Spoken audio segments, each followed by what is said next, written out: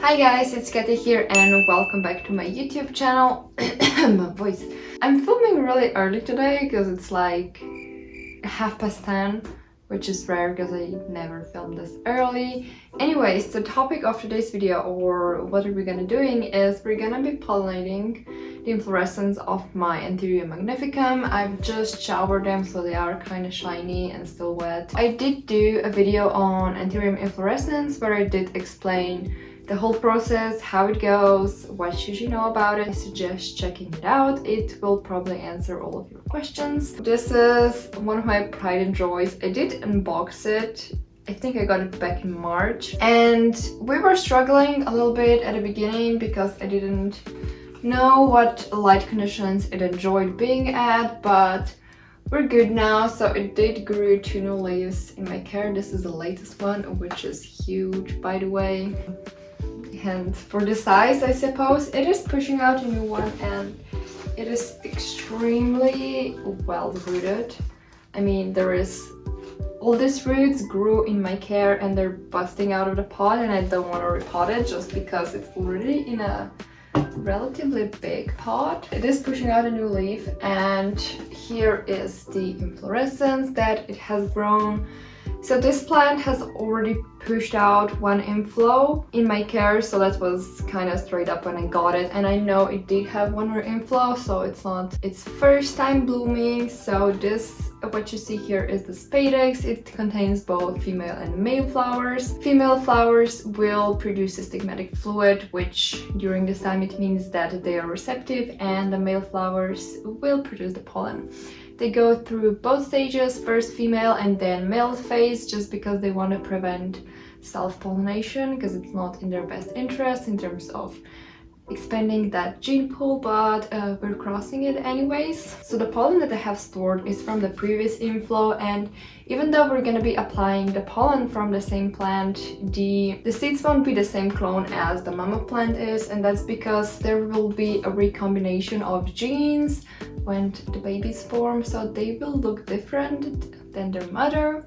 Won't be straight clones. Just want you to know that. This is the spathe, which is a modified leaf, and then this is the peduncle. Fun thing with magnificums is they do have rigid petioles, but they also have rigid peduncles. Not like fully squared, it's like 2 ridges going on here.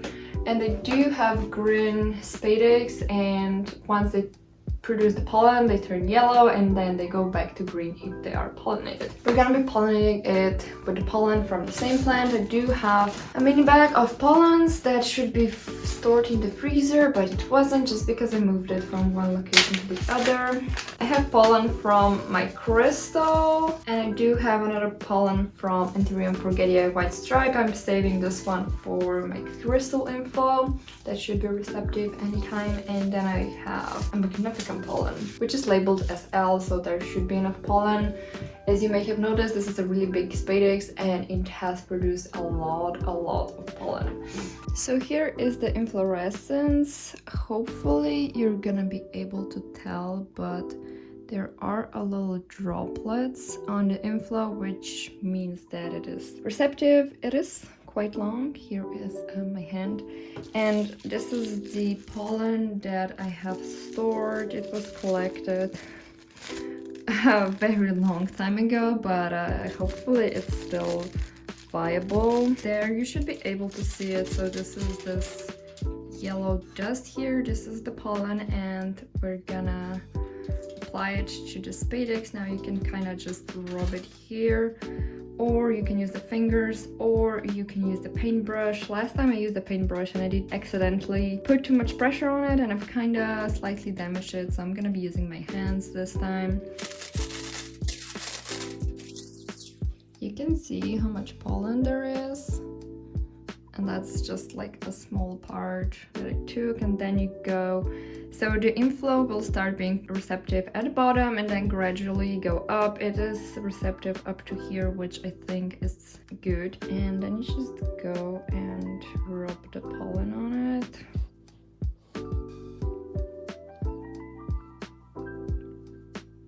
And and you will wanna put it throughout the whole spadix. Just because you don't see droplets doesn't necessarily mean it's not receptive, and if more droplets form, there will be pollen already, so the flowers will kind of get pollinated instantly. There's so much still staying on my fingers. I didn't use a lot. As I mentioned, this is an L. There's still a lot on here. I'm gonna save it and apply more pollen tomorrow. So the thing with Anthurium inflows, they are most receptive in early mornings and during the night. I'm pollinating it in kind of semi-morning just because I won't be home later and I don't want to miss out the receptive window. Gonna keep you guys posted on my Instagram. Now this spadix will go into male phase anyways and produce the pollen, but that doesn't necessarily mean that the pollination was not successful. We're gonna see like probably in a few weeks from now if it was successful, because it should start turning